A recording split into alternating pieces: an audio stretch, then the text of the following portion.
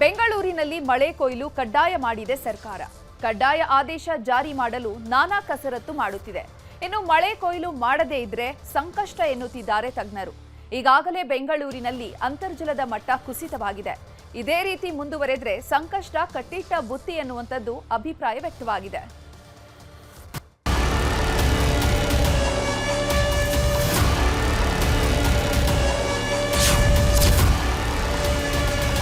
ಬೇಸಿಗೆ ಶುರುವಾಯಿತು, ಕುಡಿಯೋ ನೀರಿನ ಸಮಸ್ಯೆನೂ ಕೂಡ ಹೆಚ್ಚಾಗಿದೆ.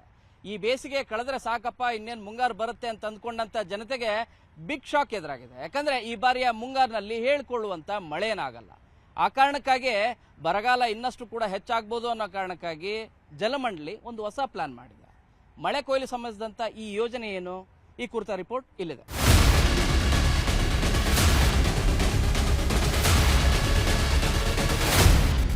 ಈ ಬಾರಿಯ ಮುಂಗಾರಿನಲ್ಲಿ ಹೇಳಿಕೊಳ್ಳುವಂತ ಮಳೆ ಆಗಲ್ಲ. ಮೊದಲೇ ಬೇಸಿಗೆಯಲ್ಲಿ ಅಂತರ್ಜಲ ಪ್ರಮಾಣ ಕಡಿಮೆ ಆಗಿರುತ್ತೆ ಮತ್ತು ಕಾವೇರಿ ನೀರಿನ ಪ್ರಮಾಣನೂ ಕೂಡ ಕಡಿಮೆ ಆಗಿರೋ ಕಾರಣಕ್ಕಾಗಿ ಮುಂದೆ ಮಳೆಗಾಲದಲ್ಲೂ ಕೂಡ ನೀರಿನ ತೊಂದರೆ ಆಗಬಾರ್ದು ಅನ್ನೋ ಕಾರಣಕ್ಕಾಗಿ ಜಲಮಂಡಳಿ ಒಂದು ಹೊಸ ಯೋಜನೆಯನ್ನು ಶುರು ಮಾಡ್ತಾ ಇದೆ. ಈಗಾಗಲೇ 2019ರ ಈಚೆಗೆ ಯಾರ್ಯಾರು ಕಟ್ಟಡಗಳನ್ನ ಕಟ್ಟಿಸ್ತಾ ಇದ್ದಾರೆ ಅವರೆಲ್ಲರೂ ಕೂಡ ಕಂಪಲ್ಸರಿ ಮಳೆ ಕೊಯ್ಲು ಯೋಜನೆಯನ್ನು, ಅಂದರೆ ಮಳೆ ಕೊಯ್ಲನ್ನ ಅನುಷ್ಠಾನ ಮಾಡಲೇಬೇಕು. ಇಲ್ಲದೆ ಹೋದರೆ ದಂಡ ಕಟ್ಟೋದು ಅನಿವಾರ್ಯ. ಇಲ್ಲಿವರೆಗೂ ನಿಮಗೆ ಆಶ್ಚರ್ಯ ಆಗ್ಬೋದು, 3 ಕೋಟಿಯಷ್ಟು ದಂಡ ಕಟ್ತಾ ಇದ್ದಾರೆ ಬೇರೆ ಬೇರೆ ಸಾಕಷ್ಟು ಜನರೆಲ್ಲರೂ ಕೂಡ. ಈ ಹಿನ್ನೆಲೆಯಲ್ಲಿ ಸ್ವಂತ ಕಟ್ಟಡ ಇದೆ, ಹಳೆ ಕಟ್ಟಡ, ಮಳೆ ನೀರು ಸಂಗ್ರಹ ವ್ಯವಸ್ಥೆ ಅಳವಡಿಸಿಕೊಳ್ಳಲು ಜಾಗದ ತೊಂದರೆ ಏನಾದರೂ ಇದ್ರೆ ಅಂಥವ್ರಿಗೆ ಜಲಮಂಡಳಿಯೇ ಮುಂದೆ ಈಗ ಹೊಸ ತಂತ್ರಜ್ಞಾನವನ್ನು ಪರಿಚಯಿಸ್ತಾ ಇದೆ. ಇದು ಶುದ್ಧ ನೀರು ಒದಗಿಸುವ ಜೊತೆಗೆ ಗ್ರಾಹಕರ ಮೇಲಿನ ದಂಡದ ಹೊರೆಯನ್ನು ಕೂಡ ತಗ್ಗಿಸಲಿಕ್ಕೆ ಮಾಡ್ತಿರುವಂಥ ಈ ಪ್ರಮಾಣ.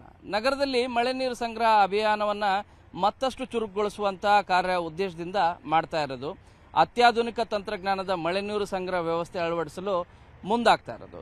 ಇದರ ಪ್ರಕಾರ ನಿಮಗೆ ಈ ಯೋಜನೆಯಲ್ಲಿ ಇಚ್ಛುವ ಗ್ರಾಹಕರ ಕಟ್ಟಡಗಳಿಗೆ ಜಲಮಂಡಳಿನೇ ಮಳೆ ನೀರು ಸಂಗ್ರಹ ವ್ಯವಸ್ಥೆಯನ್ನು ಅಳವಡಿಸುತ್ತೆ. ಇದಕ್ಕಾಗಿ ತಗಲುವ ವೆಚ್ಚವನ್ನು ಗ್ರಾಹಕರು ಪ್ರತಿ ತಿಂಗಳಿಂದ ಒಂದೇ ಸರಿ ಲಂಸಮ್ ಅಮೌಂಟ್ ಕಟ್ಟುವಂಥ ಅವಶ್ಯಕತೆ ಇಲ್ಲ.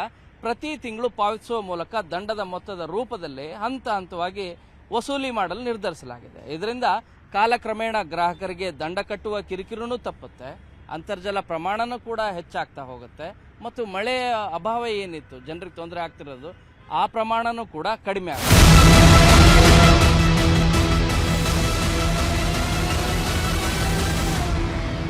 ಹೊಸ ಮಳೆ ಕೊಯ್ಲು ಯೋಜನೆಯ ಬಗ್ಗೆ ಜಲಮಂಡಳಿ ಅಧ್ಯಕ್ಷ ಡಾಕ್ಟರ್ ರಾಮ್ ಪ್ರಸಾದ್ ಮನೋಹರ್ ಏನು ಹೇಳಿದ್ರು ನೋಡ್ಕೊಂಬರೋಣ ಬನ್ನಿ.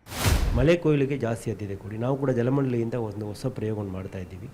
ಮೊನ್ನೆ ಸೌತ್ ಬೆಂಗಳೂರು ಕಾರ್ಪೊರೇಷನಲ್ಲಿ ಒಂದು ಏರಿಯಾಗೆ ಹೋಗಿ ಅಲ್ಲಿ 60 mm ಇದನ್ನು ಮಾಡಿರುವುದು ಒಂದು ಪೈಲಟ್ ಯೋಜನೆಯನ್ನು ವೀಕ್ಷಿಸಿದ್ದೇವೆ.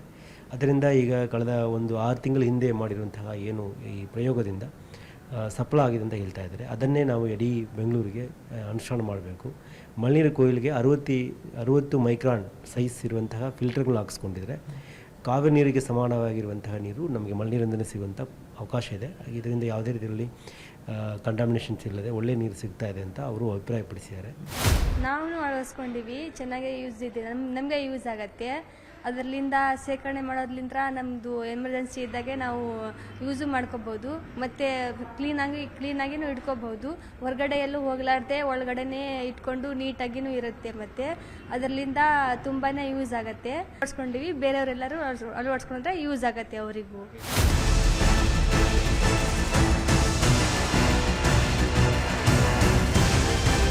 ಹಾಗಾದರೆ ಈ ಬಾರಿಯ ಮುಂಗಾರು ಮಳೆ ಎಷ್ಟಿರುತ್ತೆ, ಎಷ್ಟು ಪ್ರಮಾಣದ ಮಳೆ ಆಗ್ಬೋದು, ಕಳೆದ 2 ವರ್ಷದ ಮಳೆಯ ಮಾಹಿತಿ ಏನು, ಈ ಕುರಿತ ರಿಪೋರ್ಟ್ ಪ್ರಗತಿಯಿಂದ.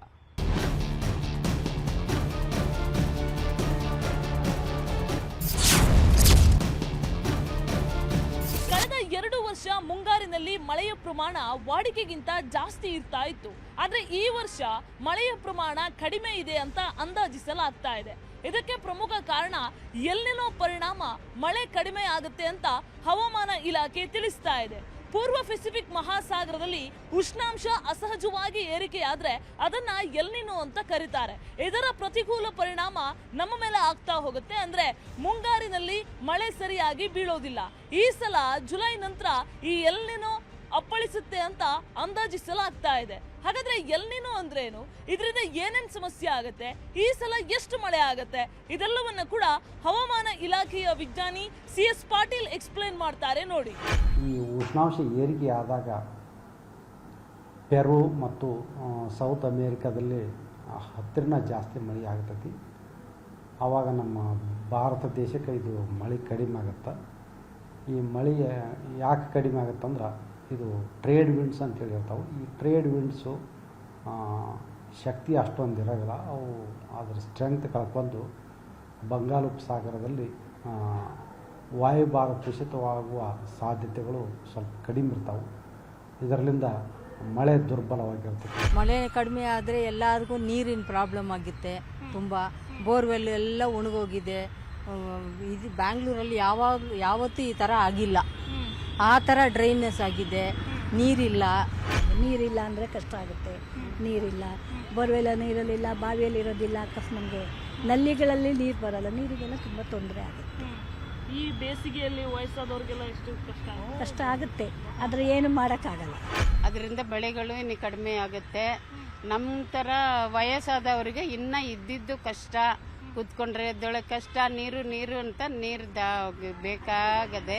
ಬೇಗ ಮಳೆ ಬಂದರೆ ಒಳ್ಳೆಯದು. ಏನು ಸಮಸ್ಯೆ, ಬಿಸಿಲು ಸೆಕೆ ತಡ್ಕೊಳಕ್ಕಾಗಲ್ಲ, ಸಮಸ್ಯೆ ಆಗ್ತಾವೆ. ಮತ್ತೆ ವಯಸ್ಸಾದವರಿಗೆ ಇದು ಸರಿ ಆಗಲ್ಲ, ಆರೋಗ್ಯ ಸರಿ ಆಗಲ್ಲ, ಕುಡಿಯೋ ನೀರಿನ ಸಮಸ್ಯೆ ಆಗ್ತದೆ. ಜನವರಿಕ್ಕಿಂತ ಮೊದಲೇ ನದಿಗಳೆಲ್ಲ ಬತ್ತಿ ಹೋಗ್ತದೆ. ಅವಾಗ ನಾವೆಲ್ಲ ಹಳ್ಳಿ ಒಳಗೆ ಅದ್ರ ಪ್ರಕೃತಿ ಜೊತೆಗೆ ಇರ್ತಕ್ಕಂಥವ್ರಾದ್ರಿಂದ ನಮಗೆ ಪೂರ್ತಿ ಕಂಪ್ಲೀಟ್ ಗೊತ್ತಾಗ್ತದೆ. ಅದು ಪೀಕ್ಗಳೆಲ್ಲ ಕಡಿಮೆ ಆಗ್ತದೆ, ತರಕಾರಿಗಳೆಲ್ಲ ಕಡಿಮೆ ಆಗ್ತದೆ, ಆಮೇಲೆ ಬೋರ್ವೆಲ್ ಎಲ್ಲ ಕಡಿಮೆ ಆಗಿಬಿಡ್ತದೆ. ಹಿಂಗಾಗಿ ಭಾಳ ಸಮಸ್ಯೆ ಆಗ್ತದೆ. ಜಾಸ್ತಿ ಇರೋದ್ರಿಂದ ನಮಗೂ ವಯಸ್ಸಾದವ್ರಿಗೆ ಸ್ವಲ್ಪ ತಡ್ಕೊಳಕ್ ಆಗೋದಿಲ್ಲ. ಅದ್ರಾಗೆ ಸ್ವಲ್ಪ ತಂಪಾಗಿರೋ ಹಣ್ಣುಗಳು, ಕೂಲ್ ಡ್ರಿಂಕ್ಸು ಅದನ್ನೆಲ್ಲ ತಗೊಂತಾ ಇರಬೇಕು ಸ್ವಲ್ಪ ಈ ಬಿಸಿಲಿಗೆ.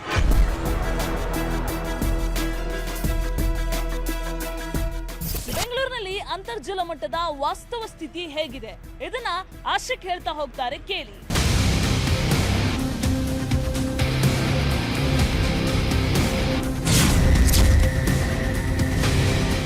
ವರ್ಷದಿಂದ ವರ್ಷಕ್ಕೆ ಬೆಂಗಳೂರಿನ ಅಂತರ್ಜಲ ಮಟ್ಟ ಕುಸಿತ ಕಾಣ್ತಾ ಇದೆ. ಇದರಿಂದಾಗಿ ನಗರದ ಬೋರ್ವೆಲ್ಗಳು ಕೂಡ ಬತ್ತಿ ಹೋಗ್ತಿದ್ದಾವೆ.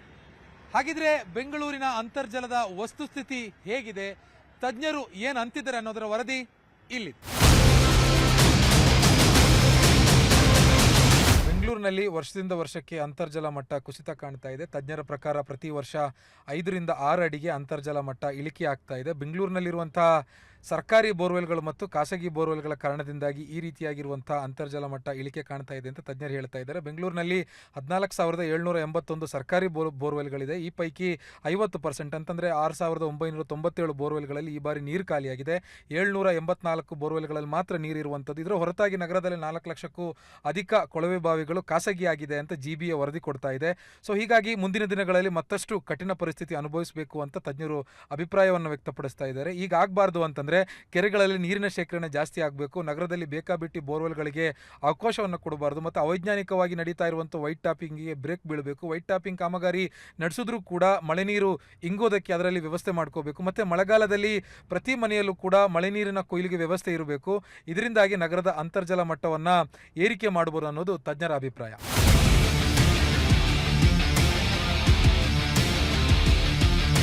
ಏನಾಗಿದೆ, ಒಂದು ಕಡೆ ನಾವು ಕ್ರಮಗಳು ತಗೊಳ್ತಾ ಇದ್ದೀವಿ, ಇನ್ನೊಂದು ಕಡೆ ಏನಾಗೋಗಿದೆ, ಸರ್ಕಾರ ಬೋರ್ವೆಲ್ಗಳು ಪರ್ಮಿಷನ್ ಕೊಡ್ತಾ ಇದ್ದಾರೆ. ಇದು ತಪ್ಪಿಸ್ಬೇಕು. ಎಲ್ಲಿವರೆಗೂ ಓವರ್ ಎಕ್ಸ್ಪ್ಲಾಯ್ಟ್ ಕಂಡೀಷನ್ನು ಹೋಗಿ ಅದು ಮತ್ತೆ ಸೇಫ್ ಕಂಡೀಷನ್ ಬರೋವರೆಗೂ ಇಲ್ಲಿ ಬೋರ್ವೆಲ್ಗಳಿಗೂ ಒಂದಕ್ಕೂ ಪರ್ಮಿಷನ್ ಕೊಡಬಾರ್ದು. ಬೆಂಗಳೂರಲ್ಲಿ ಇವಾಗ ನೀರು ಮೇಲಿಲ್ಲ. ಆ್ಯಕ್ಚುಲಿ ಇಂಗೋ ಅಂತ ಎಲ್ಲ ಸ್ಥಳಗಳನ್ನು ನಾವು ರೋಡ್ಗಳಾಗಿದೆ, ಕಾಂಕ್ರೀಟ್ ರೋಡ್ಗಳಾಗಿದೆ, ಮತ್ತು ಎಲ್ಲ ಕಡೆ ನಾವು ಮನೆಗಳು ಇದು ಎಲ್ಲ ಕಟ್ಬಿಟ್ಟಿದ್ದೀವಿ. ಸರ್ಫೇಸ್ ಏರಿಯಾ ಅದು ಪರ್ಕೊಲೇಷನ್ ಅಂತ ಹೇಳ್ತಾರೆ ವಾಟ್ರು, ಆ ಪರ್ಕೊಲೇಷನ್ ಏರಿಯಾ ಕಡಿಮೆ ಆಗಿದೆ, ತುಂಬ ಕಡಿಮೆ ಆಗಿದೆ. ಈಗ ನಮ್ಮ ಮನೆ ಎದುರುಗಡೆನೇ ಬೋರ್ ಇತ್ತು, ಅದು ಮುಂದೆಲ್ಲ ನೀರು ಬರ್ತಾಯಿತ್ತು. ಇವಾಗ ನೀರೇ ಇಲ್ಲ, ಅದು ಭೂಮಿ ಕೆಳಗಡೆ ಹೋಗ್ಬಿಡ್ತು. ಆದಷ್ಟು ನೀರು ಅನುಕೂಲ ಇದ್ದರೆ ಒಳ್ಳೆಯದು. ಇವಾಗ ಮಳೆ ಬಂದರೆ ನೀರು ಭೂಮಿ ಹೊರಡೆ ಹೋಗ್ಬೇಕು. ಎಲ್ಲರೂ ಫುಲ್ ಕಟ್ತಾರೆ. ಅಲ್ಲಿ ಭೂಮಿನಲ್ಲಿ ಹೋಗಲ್ಲ, ಬೋರ್ವೆಲ್ ಹಾಕ್ತಾರೆ. ಬೋರ್ವೆಲ್ಲು ಒಂದು 5-6 ಲಕ್ಷ ದುಡ್ಡು ಕಟ್ತಾರೆ, ಬರಲ್ಲ ಏನಿಲ್ಲ, 1-2 ವರ್ಷ ಬರುತ್ತೆ. ಸೊ ನಾವು ನಮ್ಮ ಜಾಗೃತರಾಗಬೇಕು ಅಷ್ಟೇ. ಈಗಾಗಲೇ ಯಾಕೆಂತಂದರೆ ಕಾಂಕ್ರೀಟ್ ನಾಡು ಅನ್ನೋದು ಟೈಟ್ಲು ತೊಗೊಂಡಿದೆ. ಬರ್ತಾ ಬರ್ತಾ ಬರ್ತಾ ಕಷ್ಟನೇ ಹೊರತು ಸುಖ ಅಂತಕ್ಕೂ ಸಾಧ್ಯವಿಲ್ಲ.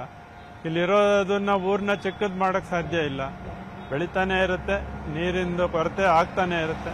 ಇವತ್ತೇ ಎಚ್ಚೆತ್ಕೋಬೇಕು, ನಮ್ದು ಎಲ್ಲರದ್ದು ಜವಾಬ್ದಾರಿ ಅದು.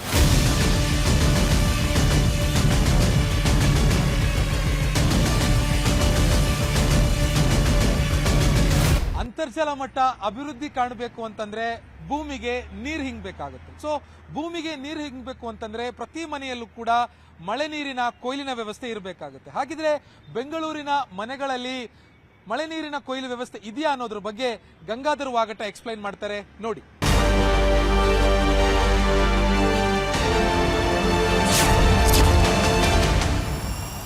ನಗರದಲ್ಲಿರುವಂತಹ ಎಲ್ಲ ಮನೆಗಳಿಗೆ ಮಳೆ ನೀರು ಕೊಯ್ಲು ಪದ್ಧತಿ ಕಡ್ಡಾಯ ಅಂತ ಜಲಮಂಡಳಿ ಇಲಾಖೆ ಹೇಳ್ತಿದೆ.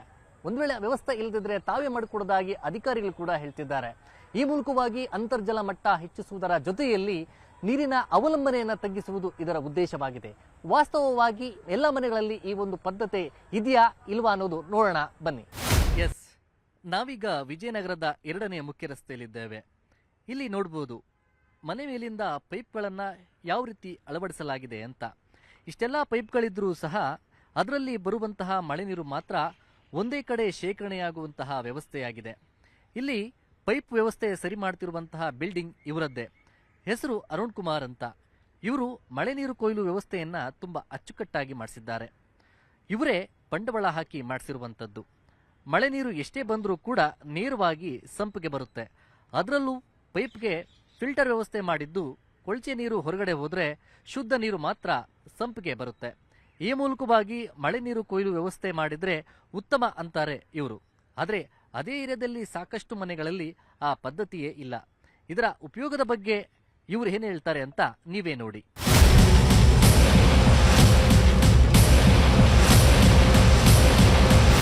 ಈಗ ಮಳೆ ಕೊಯ್ಲು ಯೋಜನೆ ಏನು ತಂದಿದ್ದಾರೆ ಹೊಸ ಬಿಲ್ಡಿಂಗ್ಗಳಿಗೆ, ಈಗ ಕಂಪಲ್ಸರಿ ಮಾಡಿದ್ದಾರೆ. ಈ ಹಿಂದೆ ಇರಲಿಲ್ಲ. ಈಗ ಒಂದು 4-6 ವರ್ಷಗಳಿಂದ ಬಂದಿರತಕ್ಕಂಥದ್ದು. ಈಗ ನಮ್ಮ ಹೊಸ ಬಿಲ್ಡಿಂಗ್ಗಳಿಗೆಲ್ಲರೂ ಕಂಪಲ್ಸರಿ ಮಾಡಿರ್ತಕ್ಕಂಥದ್ದು. ಇದರಿಂದ ಒಂದೇನೆಂದರೆ ನಮ್ಮ ಬೋರ್ವೆಲ್ಗಳು ಬತ್ತೋದಿಲ್ಲ. ನೀರು ಶೇಖರಣೆ ಮಾಡಿ ನಾವು ನೆಲದಲ್ಲೇ ವಾಪಸ್ ಬಿಡೋದ್ರಿಂದ ಅಂತರ್ಜಲ ಕುಸಿತದಿಂದ ಅದು ಪಾರಾಗೋಂಥದ್ದಕ್ಕೆ ಒಂದು ಒಳ್ಳೆಯ ಅಸ್ತ್ರ ಆಗಿದೆ. ರೈನ್ ಹಾರ್ವೆಸ್ಟ್ ಮ್ಯಾನೇಜ್ಮೆಂಟು ತುಂಬ ಇಂಪಾರ್ಟೆಂಟು.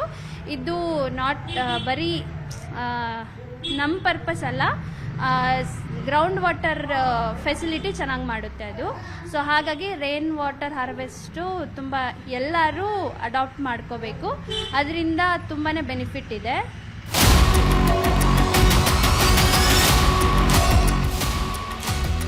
ಅಭಿವೃದ್ಧಿ ಹೆಸರಿನಲ್ಲಿ ವೈಟ್ ಟ್ಯಾಪಿಂಗ್ ರಸ್ತೆಗಳಾಗ್ತಾ ಇದಾವೆ, ಕಾಂಕ್ರೀಟೀಕರಣ ಹೆಚ್ಚಾಗ್ತಾ ಇದೆ, ಗಿಡ ಮರಗಳ ಕಟ್ ಮಾಡುವ ಸಂಖ್ಯೆ ಹೆಚ್ಚಾಗ್ತಾ ಇದೆ. ಈ ರೀತಿ ಆದರೆ ವರ್ಷದಿಂದ ವರ್ಷಕ್ಕೆ ಅಂತರ್ಜಲ ಕಡಿಮೆ ಆಗುತ್ತೆ, ಜಾಸ್ತಿ ಆಗಲ್ಲ. ಇದರ ಜೊತೆಗೆ ಮಳೆ ಕೊಯ್ಲು ಯೋಜನೆಯನ್ನ ಅನುಷ್ಠಾನವನ್ನ ಪರಿಣಾಮಕಾರಿಯಾಗಿ ಜಾರಿ ಮಾಡಬೇಕಾಗಿದೆ. ಈ ರೀತಿ ಆದಾಗ ಮಾತ್ರ ಅಂತರ್ಜಲವನ್ನ ಹೆಚ್ಚು ಮಾಡಬಹುದು, ಹಸಿರೀಕರಣಕ್ಕೆ ಹೆಚ್ಚು ಒತ್ತು ಕೊಡಬಹುದು. ಕ್ಯಾಮರಾ ಪರ್ಸನ್ ನೂರಮ್ಮ ಜೊತೆ ಶರಣು ಹಂಪಿ, ನ್ಯೂಸ್ 18.